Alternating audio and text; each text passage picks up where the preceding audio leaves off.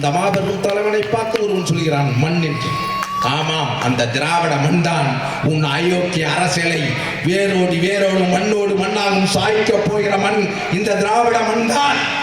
அதனால் தான் நம் தளபதி அறிவித்தார் முதல் கூட்டத்திலேயே, தமிழ் தேசியம் திராவிடம் எங்கள் கட்சி இரு கண்கள் என்று.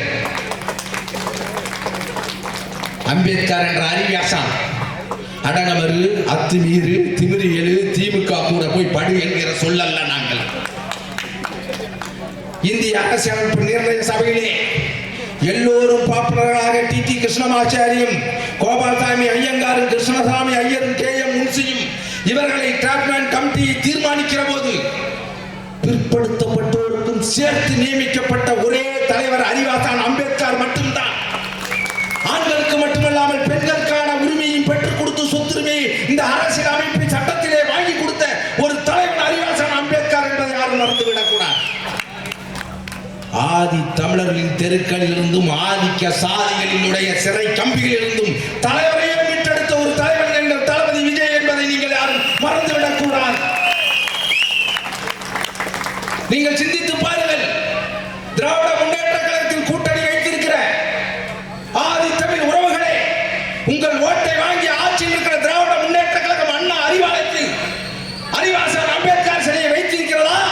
பனையூரில் எங்கள் கட்சியின் தலைவரில் அம்பேத்கருடைய சிலையை வைத்திருக்கிறோமா என்று வாக்கை கேட்டு வருகிற போது நீங்கள் கேளுங்கள். உலக தொழிலாளர்களே ஒன்றுபடுங்கள் என்று இதை இந்த கீழ்த்தஞ்சை மாவட்டத்தில் அன்றைக்கு சீனிவாசன் அவர்கள் சவுக்கடி சாணிப்பாலை தடுத்து நிறுத்தி செங்கொடி சங்கத்தை நிறுவி இந்த உரிமையை மீட்டெடுத்த அந்த கட்சி ராமமூர்த்தி இல்லத்திலும் CPM இல்லத்தில் அம்பேத்கர் சிலை இருக்கிறதா? பாரதியத்தின் பெயராக இருக்கக்கூடிய CPM அலுவலகத்தில் அம்பேத்கருடைய சிலை இருக்கிறதா? ஏன் மார்க்சிஸ்டுகளும் பெரியாரிஸ்டுகளும் ஏன் தமிழக வெற்றி கழகத்தை ஆதரிக்க வேண்டும்? தலைவர்கள் எல்லாம் நீங்கள் இணைக்கிற போது தமிழர்களை இணைக்க வந்த ஒரு தலைவன் எங்கள் தளபதி விஜய் என்பதால் நீங்கள் அனைவரும் எங்களை ஆதரிக்க வேண்டும். எங்களிடம் கூட்டணி வரவில்லை, கூட்டணி வரவில்லை என்கிறார்கள். தலைவர்கள் மட்டும் அங்கே இருக்கிறார்கள். அங்கே இருக்கிற தமிழர்கள் அத்தனை பேரும் இங்கே இருக்கிறார்கள். எதற்கு கூட்டணி? மக்களோடு தான் கூட்டணி. எவனிடம் பயம் இருக்கிறதோ அவன் தான் கூட்டணி எதிர்பார்த்து இருப்பான். தம்பி, ஜெயிக்கிற பக்கம் நிக்கிறவல்லப்பா வீரன், நிக்கிற பக்கம் ஜெயிக்க வைக்கிறவன் தான் வீரன். மக்களை நம்பி நிற்கிறோம். இதோ பெண்கள் பாதுகாப்பு என்று சற்று நாட்களுக்கு முன் தஞ்சாவூரில் கடுமையான தடையில் நடந்தது. அப்போது ஒரு விளம்பரம் கொடுக்கிறார்கள், தஞ்சாவூரில் பெண்கள் பாதுகாப்பு மாநாடு நடக்கிறது.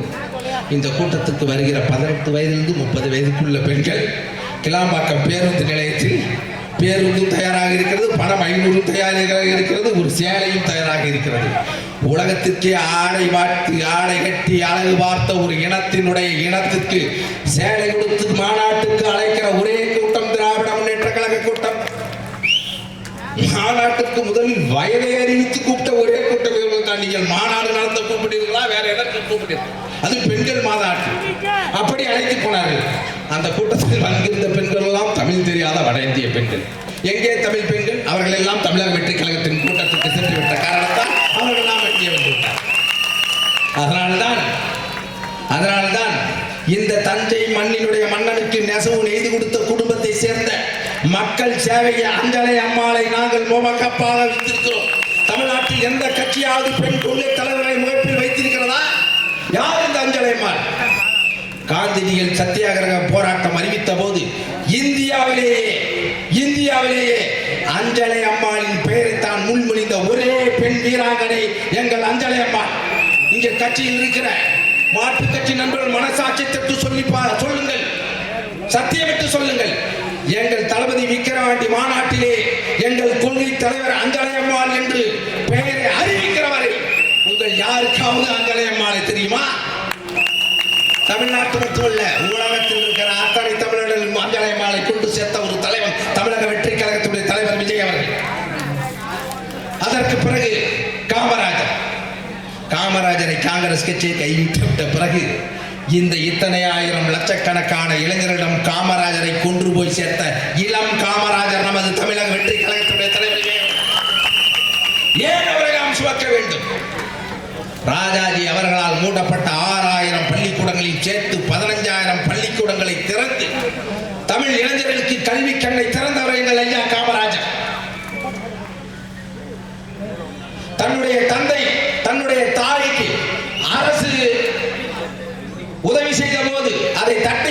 எங்கள் அம்மாவுக்காக நீங்கள் எந்த உதவியும் செய்யக்கூடாது, தமிழகத்தில் இருக்க பெண்கள் எல்லாம் எங்களது தாய்மார்கள் என்று கூறி அந்த சலுகையை நிறுத்திய ஒரே தலைவன் காமராஜர் அவர்கள். ஐயா காமராஜர் அவர்கள் முதலமைச்சராக இருக்கின்ற போது அவருக்காக மருத்துவ கல்லூரியினுடைய மருத்துவ சீட்டு அவருக்கான கோட்டா இருக்கிறது.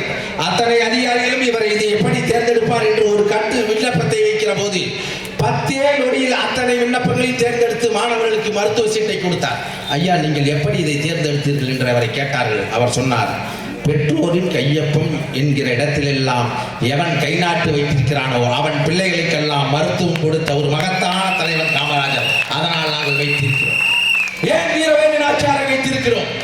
1730 பிறந்து வெள்ளையனை இந்திய நாட்டிலிருந்து விரட்ட வேண்டும் என்று முதல் போராடி வெற்றி பெற்று 8 ஆண்டுகள் ஆட்சி நடத்திய ஒரே பெருமா வீரன் எங்கள் பாட்டி வேணி நாச்சியார் அவர்கள். வெள்ளைக்காரனும் வீரங்கியும் துப்பாக்கியும் எடுத்துக்கொண்டு வந்து சுட்டால் நாம செத்து விடுவோம் என்று தெரிந்தால் கூட உயிரை விட மானத்தை பெரிதாக எண்ணி வீரவே வெற்றிவேல் என்று கூட்டி சண்டை போட்டு வென்ற வீராங்கனை எங்கள் பாட்டி வீரநாச்சியார் வேலுநங்கை அவர்கள். அதனால் தான் நாங்கள் கூட்டி தலைவராக வைத்தோம்.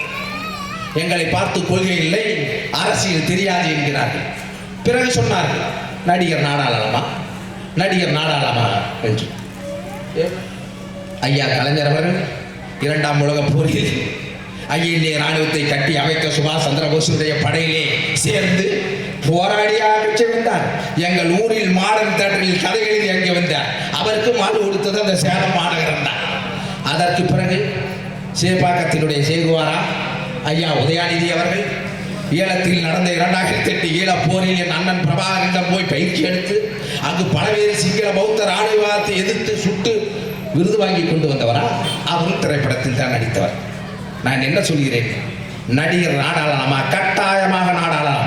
அண்ணாதுரையிலிருந்து கருணாநிதியிலிருந்து ஜெயலலிதாவிலிருந்து VN ஜானகியிலிருந்து எம்ஜிஆர் வரை அத்தனை பேரும் திரைப்பட நடிகர்கள் தான். அது ஒரு ப்ரொஃபஷனல், ஒரு ஆசிரியர் போல், ஒரு வழக்கறிஞர் போல், ஒரு மருத்துவர் போல் அவர்களும் நாடாளலாம். ஆனால் நாடாளுபவன் தான் நடிக்க கூடாது, ஒரு தலைவரை. அதுக்கு பிறகு என்னை ஒரு நடிகர் சங்கத்தில் எல்லாம் பொறுப்பில் போட்டிருக்கிறார்கள். முதல்ல கொண்டைய மறையிடா. உங்கள் கட்சியினுடைய கல்வித்துறை அமைச்சராக இருக்க அன்பில் மகேஷ் இருக்கிறாரே, அவர் உதயாநிதியுடைய ரசிகர் மன்ற தலைவர் தான் என்பதை நீங்கள் மறந்துவிட்டு 30 ஆண்டுகளாக எந்த பொறுப்பிலும் இல்லாமல் தளபதியுடைய அன்பை பெற்று என்பதற்காக காசு கொடுத்து கூட்டத்திற்கு வருகிற போது கூட்டத்திற்கு வந்து காசு போடுகிற ஒரு கூட்டம் வெற்றி கழகம் மட்டும்தான்.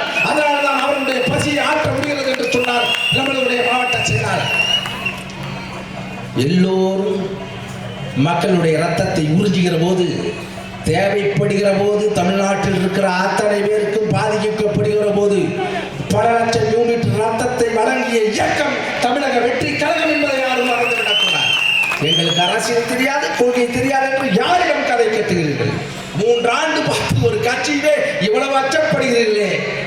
யார் உன் தலைவன் எதிரி என்று சொல்கிறானோ, எவனை பார்த்து பயப்படுகிறானோ அவனே உன் தலைவன். இன்றைக்கு தமிழ்நாட்டில் இருக்க அயோக்கியர்கள் அத்தனை பேரும் பயப்படுகிற ஒரே தலைவன் எங்களுடைய தளபதி வெற்றி தலைவர் அவர்கள் தான். அதனால் தான் எங்களுக்கு அவர் தலைவர். பாருங்க, விசில் சத்தத்தை பாருங்க, ஊதி. அதை சில பேர் இப்படி எல்லாம் பேசுறாங்க. ஏன்னா பயம். விஜய்க்கு பேச தெரியுமா? உங்களை போல் எங்களுக்கு பேச தெரியாது. கொள்கை இல்லையா? ஆமாம், கொள்கை எங்களுக்கு கட்டாயமாக இல்லை. உங்களை போல் கொள்ளை அடிக்கிற கொள்கை எங்களுக்கு இல்லை, கொலை செய்கிற கொள்கை எங்களுக்கு இல்லை, கற்பழிக்கிற கொள்கை எங்களுக்கு இல்லை, ஊழல் லஞ்சம் செய்கிற கொள்கை இல்லை, வாரிசு அரசியல் நடத்துகிற கொள்கை எங்களுக்கு இல்லை. அதாவது இன்னைக்கு ஒருத்தர் மாநாடு நடத்திட்டு இருக்காரு. மாற்றத்தை விரும்பும் மக்களின் மாநாடு. இதற்கு முன்பு மாட்டுக்கு நடத்தியவர், மலைக்கு நடத்தியவர், இப்போதுதான் மக்களுக்காக வந்திருக்கிறார். அது மாற்றத்தை விரும்பும் மாநாடு இல்லை, ஏமாற்றத்தை கொடுக்கும் மாநாடு என்பது கூட யாருக்கு அவர்கள் சொல்கிறார்கள் நம்மளை பார்த்து தற்கொலைகள் என்று. இந்த தமிழ் தேசிய சொல்லி அவர் சொல்லாகிய ஒரே ஒரு நபர் அவர்தான். அவர் பெயரை சொல்லக்கூடாது என்று பார்க்கிறேன். அவருக்கு ஒரு சிஷியன் இருக்கிறான், சாக்கடை. சாக்கடை ஒருவரும் சொல்லக்கூடாது, சாக்கடை. தான் திருமணத்திற்கு சொந்த காசை போட்டு தாலி செய்வதற்கு வக்கற்ற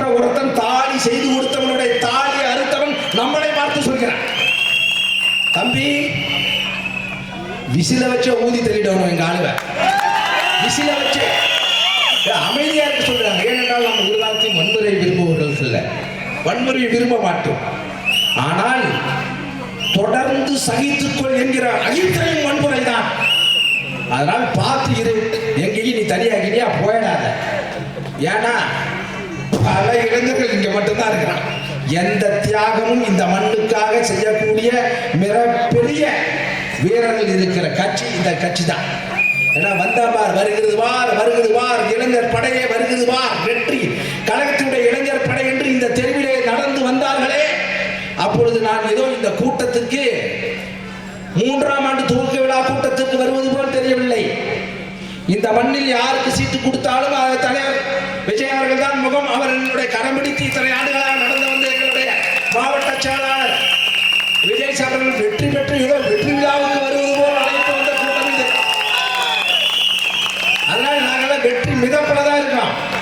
அதெல்லாம் அங்க இங்க பேசி எங்ககிட்ட அன்பா பேசுவோம். ஏன்னா சக மனிதனை நேசி என்கிறது பைபிள். அண்டை வீட்டாரை நேசிக்க முடியாத அருவுருவமான பிதாவை நேசிக்க முடியாது என்கிறது பைபிள். சக மனிதனை நேசிக்கிறது என்கிறார் ஐயா முகமது நபி அவர்கள். அன்பே சிவம் என்கிறது. இங்கேதான் நான் வரும்போது பார்த்தேன், சிவன் பாட்டும் பாடிக்கொண்டிருக்கிறது, பாங்கும் ஓதிக்கொண்டிருக்கிறது. ஏன்னா சமூகத்திற்கு எடுத்து காட்டுகிற மண் இந்த தஞ்சை மண். அதுபோல் வெறுப்பு அரசியலை விதைக்காமல் எல்லோரையும் வெறுப்பவனையும் சேர்ந்து நேசிக்கிற ஒரு தலைவன் தமிழக வெற்றி கழகத்தினுடைய தலைவர் விஜய் அவர்கள் தான். அதனால உங்களை பார்த்து யாராவது கொள்கை இல்லைன்னா கேட்கிறவனுக்கு கொள்கை இல்லை என்பதை எடுத்து சொல்லுங்கள். யாராவது உங்களை பார்த்து அரசியல் தெரியாது என்று சொன்னால் இதே மாவட்ட செயலாளர், இதே இந்த கூட்டத்துக்கு ஏற்பாடு செய்த ஒன்றிய பொறுப்பாளர் ஒரு மேடையை ஏற்பாடு பண்ணுங்கள்.